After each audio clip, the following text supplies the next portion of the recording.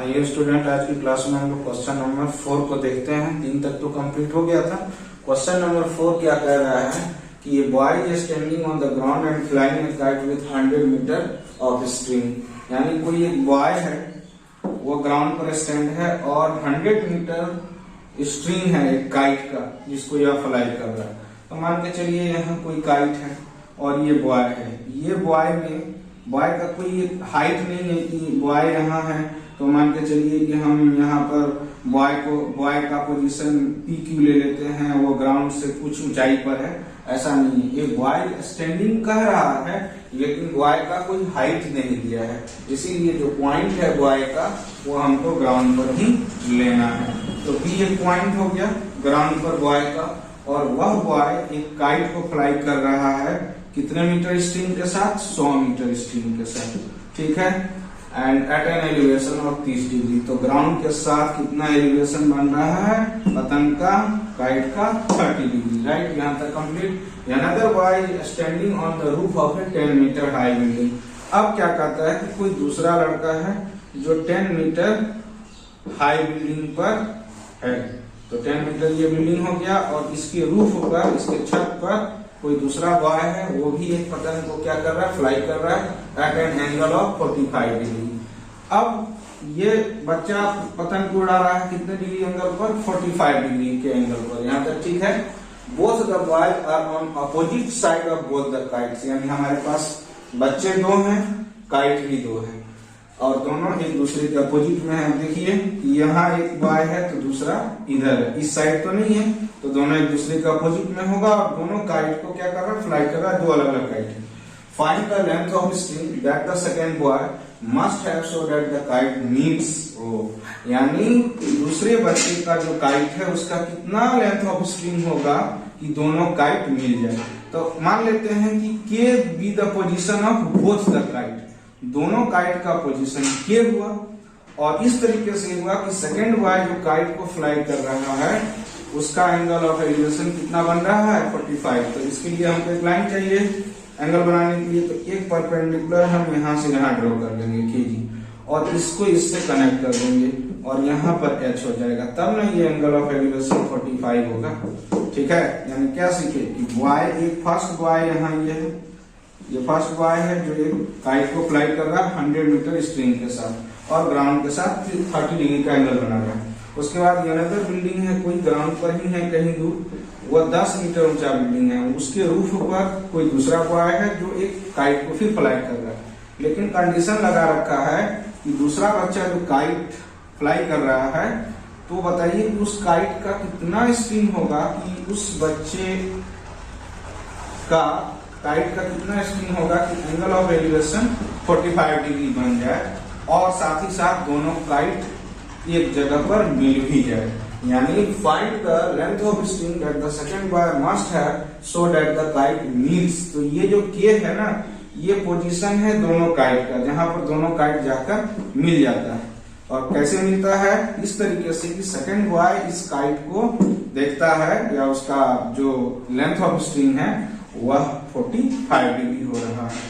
इसके लिए हम लोग के से B को कनेक्ट करेंगे। इसका मतलब हुआ कि ये हाइट ऑफ द काइट होगा KG, है ना। और जब ये सेकंड बॉय काइट को फ्लाई कर रहा था तो ग्राउंड के साथ 45 है, तो ये जो देख रहे हैं ये तो लाइन ऑफ साइट है, तो हॉरिजॉन्टल लाइन लेना ही पड़ेगा, तभी एंगल ऑफ एलिवेशन बनेगा।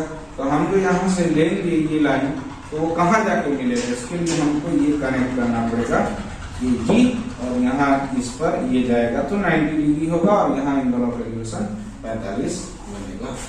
अब इसमें लैंग्वेज क्या क्या होगा वो हम दे देते हैं। तो यहाँ लिखा है हमने, लेट के be the position of both kites. Kite दो था और उनका एक कॉमन पॉइंट होगा जहां पर दोनों काइट मिल रहा है, तो वो हम के मान ली। K be the position of both kites and B be the position of boy such that angle of elevation is 30। यानी बी पोजीशन ऑफ बॉय हुआ और के कॉमन पॉइंट हुआ दोनों काइट का, वहां से एंगल ऑफ एलिवेशन 30 है। PQ क्या है? तो also PQ B the position of building at which Q is the position of another boy. जहां पर Q जो है, PQ तो बिल्डिंग का पोजीशन है और Q द पोजीशन है अनदर बॉय का, ठीक है। लेट KG, ये जो पतंग का हाइट है ग्राउंड से, उसको केजी लिया गया, let KG perpendicular on BP, obvious सी बात है हाइट बेस पर परपेंडिकुलर होगा ही। एंड क्यू एच, ये जो क्यू से इधर आया क्यू एच, ये परपेंडिकुलर होगा केजी पर। देन बी क्यू बराबर 100 मीटर। आप देख रहे हैं कि बी के, यहाँ बी के होगा, बी के बराबर 100 मीटर एंड पी क्यू बराबर 10 मीटर। बी के ये वाई से लेंथ ऑफ द स्ट्रिंग 100 है, पी क्यू 10 मीटर है, के बी पी बराबर 30 डिग्री एंड के क्यू एच बराबर 40 डिग्री। उसके बाद जो ट्रायंगल में जाना है, एक के जी बी में जाएंगे, वहां से sin 30 निकालना है और फिर इसमें जाएंगे तो के क्यू निकल जाएगा। बहुत आसान क्वेश्चन है, सिर्फ यही कहा था काइट दो था, एक कॉमन पॉइंट पर मिला। और दूसरी बात यहाँ जो वाई स्टैंडिंग है उसका कोई हाइट नहीं है, इसलिए बी में जो फर्स्ट वाई है वो एकदम ग्राउंड पर ही रहेगा। अब इस ट्रायंगल में जाएंगे के जी बी में। इन राइट ट्रायंगल के जी बी में sin 30 लिया जाएगा, p बाई एच होता है। sin 30 का वैल्यू कितना होगा 1/2। sin 30 के सामने जो p होगा वो k p बनेगा, बटे h जो है वो k p बनेगा। ठीक, तो यहाँ पर के जी कितना बना नहीं पता है, k p तो दिख रहा है 100 होगा, यहाँ 1/2 हुआ, 2 से 100 जाएगा 50, यहाँ 1 हुआ, यहाँ के जी बाई 50 हो गया है ना। 50 इंटू 150, तो यहाँ के जी कितना बना 50 बन गया के जी। अच्छा, अब आइए यहाँ पर क्या होगा कि ये पूरा के जी 50 बन रहा है और उसमें ये एच जी कितना है 10, तो पूरे 50 में से ये 10 घटा दिया जाए तो के एच निकल सकता है। तो नाम देके आप आसानी से के एच निकालिए। के एच क्या होगा, पूरे के जी में से एच जी माइनस करना। के जी हमको आया 50 और एच जी उतना ही होगा जितना बिल्डिंग का हाइट पी क्यू होगा, तो ये 50 में से 10 माइनस कर दीजिए, कितना हो गया 40 मीटर। के एच मिल गया। अब क्या करना है कि इस राइट ट्रायंगल में जाना है के एच क्यू में, तो इन राइट ट्रायंगल के एच क्यू और यहाँ हमको sin 45 पिकअप करना है p बाई क्यू। sin 45 का वैल्यू p बाई क्यू होगा। sin 45 का वैल्यू कितना होगा 1/√2 और 45 के सामने p क्या है के एच है और p ये जो sin 45 है यहाँ p बाई एच होगा, तो h देंगे ना, और p के जगह पर क्या है के एच और यहाँ पर h की जगह क्या होगा के क्यू होगा। ठीक, 1/√2 होगा और के एच का वैल्यू आप निकाले हुए हैं 40 और के क्यू का वैल्यू आपको नहीं पता है। ठीक, तो आप देखिए यहाँ के क्यू इंटू 1 के क्यू मिला और यहाँ पर आपको मिल गया क्या के क्यू और 40√2। तो यानी जो लेंथ ऑफ अनदर काइट का जो लेंथ ऑफ स्ट्रिंग था वो कितना हुआ 40√2 मीटर। यही इसका आंसर हो जाएगा। तो दो ट्रायंगल में जाना था, एक के एच बी और दूसरा के एच क्यू, दोनों में साइन लीजिएगा, के क्यू हमको ओवरऑल मिल जाएगा। 5 नंबर क्वेश्चन में कहा है कि tree is standing on a horizontal plane is leaning towards east, यानी कोई एक ट्री है जो ईस्ट की ओर क्या है झुका हुआ है और 2 पॉइंट पेड़ से वेस्ट की ओर है जिनका दूरी ए और बी है, और इन्हीं 2 पॉइंट से पेड़ के टॉप का एंगल ऑफ एलिवेशन अल्फा और बीटा होता है। तो दिखाना है कि ये जो पेड़ का हाइट है ना, वह इतना होना चाहिए, है ना। Prove that the height of the top of the tree from the ground, ground से ट्री के टॉप का हाइट इतना होना चाहिए। तो देखिए डायरेक्शन वाला क्वेश्चन है, यहाँ पर हम नॉर्थ ले लेते हैं, यहाँ साउथ ले लेते हैं और यहाँ पर ईस्ट ले लेते हैं और इधर हम वेस्ट ले लेते हैं। ठीक है, ये आपका वेस्ट हो गया। ये जड़ है और यहाँ पर कोई पेड़ है वो भी झुका हुआ ईस्ट की ओर और इसको ग्राउंड से हम ऐसे मिलाते हैं ए के रूप में। ठीक, और सी और डी 2 पॉइंट है किधर वेस्ट की ओर, इस तरीके से कि यह ओ सी ए है और ओ सी डी आपका बी है। अब सी से आप पेड़ के टॉप को देख रहे हैं तो एंगल ऑफ एलिवेशन अल्फा बनता है, फिर आप डी से देख रहे हैं पेड़ के टॉप को तो एंगल ऑफ एलिवेशन बीटा बन रहा है। तो लाना क्या है आपको distance, prove that the height of the top of tree from the ground. Ground कहाँ है, ये पूरा ग्राउंड है, W से E यहाँ से यहाँ तक ये पूरा ग्राउंड है।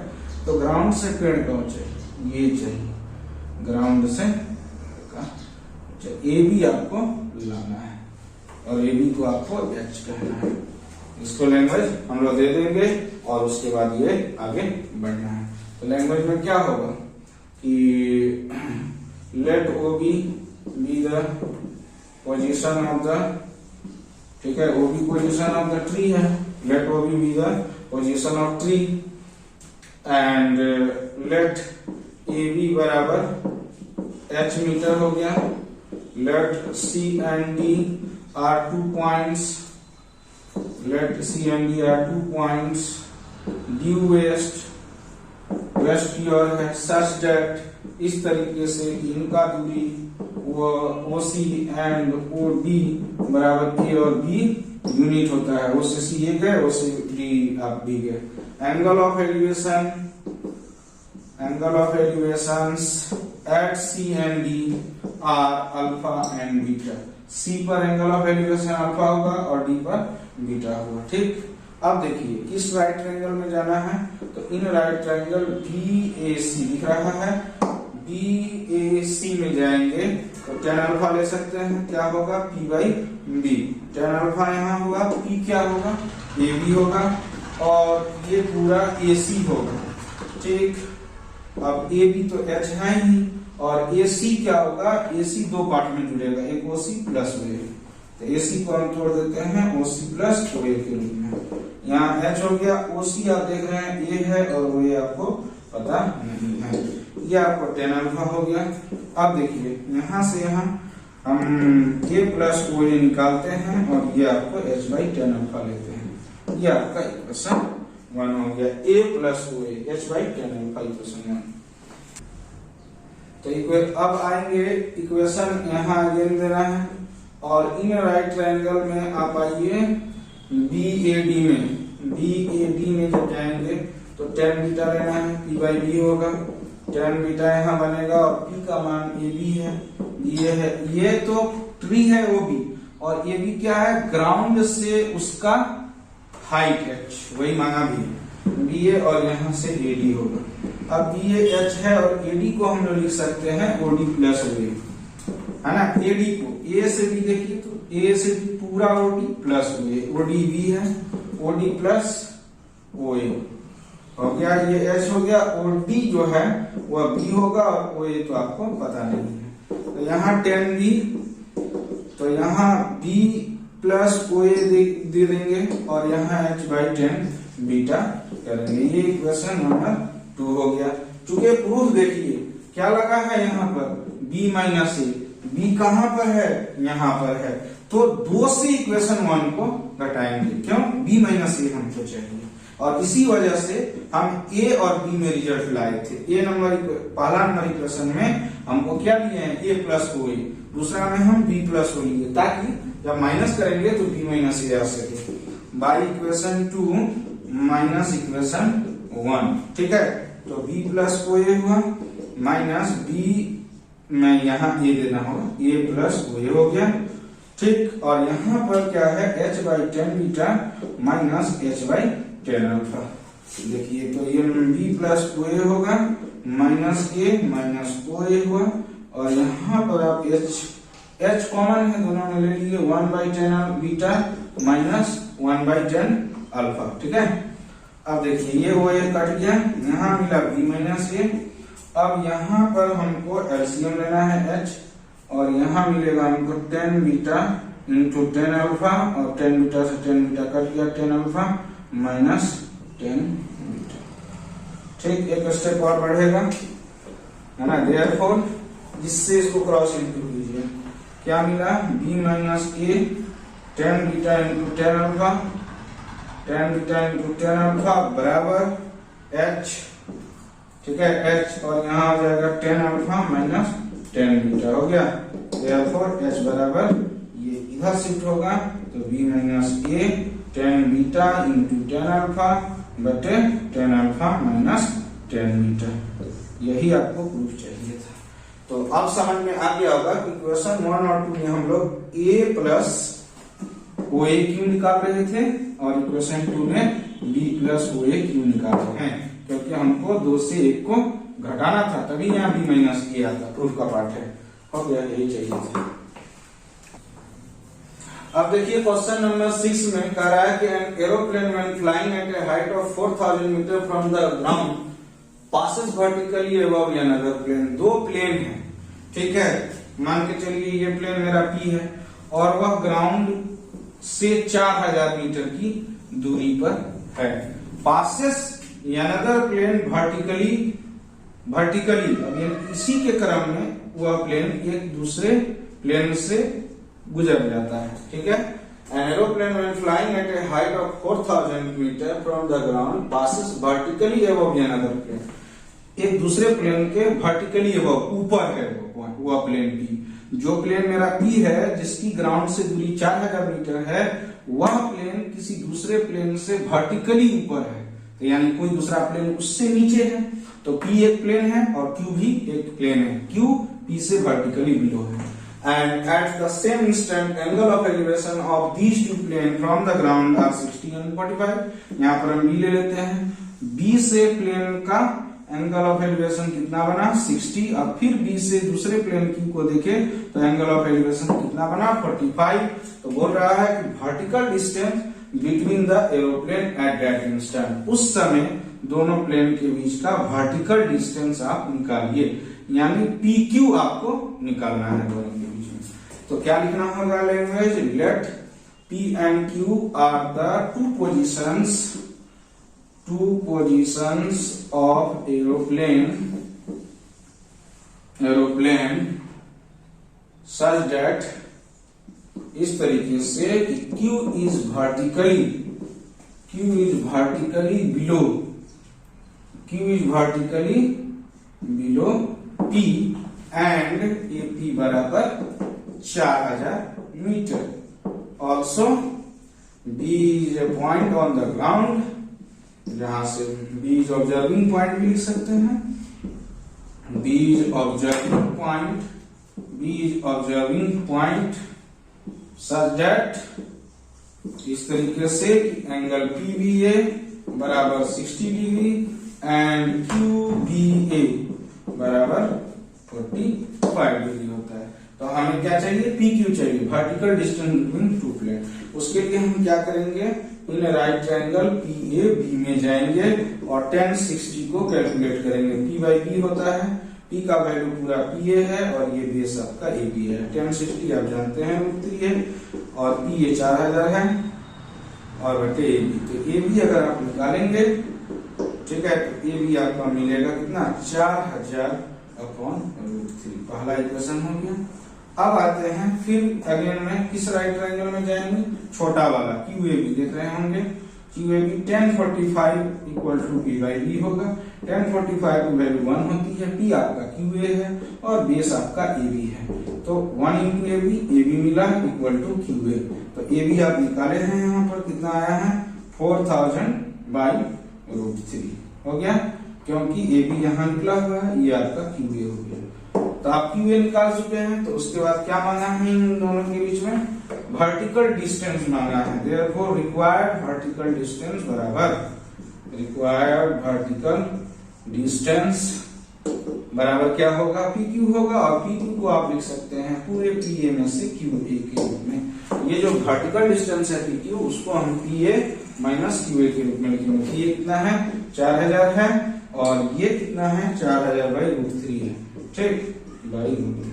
अब क्या कर सकते हैं हम लोग, 4000 अगर हम यहाँ इसका कॉमन लेते हैं तो 1 - 1/√3 होगा, 4000 हुआ। और इसको हम √3 लेंगे तो √3 - 1/√3। और आगे बढ़ेंगे तो क्या होगा, 3 को रेशनलाइज कीजिएगा, बस इतना इसका आंसर देखिए। तो ये क्वेश्चन क्या कर रहा है कि the angle of elevation of jet plane from a point P on the ground is 60। तो कोई एक प्लेन है P और वह ग्राउंड को देखता है, ठीक है, यानी कोई पॉइंट है ग्राउंड ये कोई पॉइंट है ग्राउंड पर और उसने एक प्लेन को देखा तो हॉरिजॉन्टल लाइन EX के साथ कितना एंगल बनाया 60। 15 सेकेंड के बाद प्लेन का पोजीशन चेंज होकर Q हो जाता है और वह ग्राउंड के साथ देखता है तो कितना बनाता है 30 डिग्री बनाता है। तो ये जो होगा PM परपेंडिकुलर लेना पड़ेगा, height of the plane from the ground, और Q भी, ये जो मेरा Q है यहां से भी एक परपेंडिकुलर लेना पड़ेगा, है ना। QN परपेंडिकुलर होगा ग्राउंड पर और QN हाइट होगा ऑफ दैट प्लेन का। तो यहाँ पर लैंग्वेज में हम लोग क्या लिखेंगे, late P and Q be the two positions, ठीक है, be the two positions of jet plane and AX be the horizontal line, AX कोई horizontal line है। Also angle PAX equal to 60 बनेगा, एंगल QA, ठीक है, QAX बराबर 30 degree बनेगा। Also PM and QN are the heights, ठीक है, of jet plane from the ground which is कितना है, विच इज 1500√3 मीटर, यानी Q से N आपका कितना मिला, 1500√3 मीटर मिल गया। Q से N जितना QN होगा उतना PM होगा, क्योंकि दोनों हाइट है 1500√3 मीटर। तो क्वेश्चन में क्या बोला, find the speed of the plane, जो प्लेन P से Q चला गया 15 सेकंड में, तो कितना गति के साथ गया वो आपको निकालना है। देखिए, तो इन राइट ट्रायंगल जाएंगे PM में, और वहां पर हम लोग tan 60 लेंगे, ठीक है। P/D होता है tan 60 का वैल्यू √3, P का मान PM और बेस का मान EM, ठीक। PM का हाइट है 1500√3 बटे AM होगा, ठीक है, और यहाँ √3 होगा।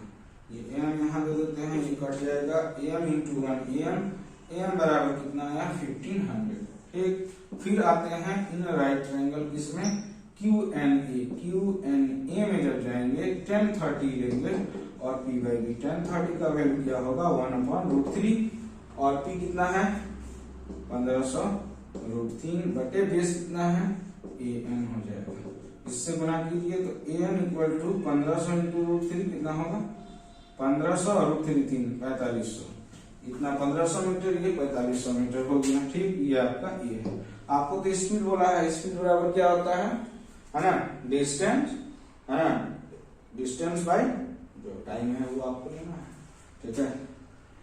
तो यहाँ पर 9 दे देंगे, और 9 देने के बाद कितना जो स्पीड है, तो सबसे पहले प्लेन P से Q गया 15 सेकंड में, तो ये डिस्टेंस mm मेरा क्या होगा, mm के लिए हमको AN माइनस AM करना चाहिए। AN देखिए निकाला हुआ है 4500, और AM का वैल्यू हमको 1500 दिया हुआ है, कितना आएगा 0001, 3000 आ गया। तो इतना ही ना 15 सेकंड में वो दूरी कवर किया, mm 3000 मीटर। तो स्पीड इनका निकालना है, speed of the plane, speed of the jet plane क्या होगा, स्पीड बराबर डिस्टेंस बाय टाइम होता है स्पीड का फॉर्मूला। डिस्टेंस 3000 और टाइम कितना हो गया 15 सेकंड, ठीक है। तो ये घटाएंगे इसको, अगर इसको कैंसिल आउट किया जाता है तो क्या मिलेगा, 200 मीटर, ये आपका स्पीड हो जाएगा 200 मीटर पर सेकंड। और उसके बाद आपको लाना है क्या, find the speed of the plane. तो स्पीड तो आ गया 200, लेकिन क्या होता है कभी कभी आंसर में इसको मीटर पर आवर में दिया, किलोमीटर पर आवर में दिया जाता है, तो इसको किलोमीटर पर आवर में कन्वर्ट करना पड़ेगा।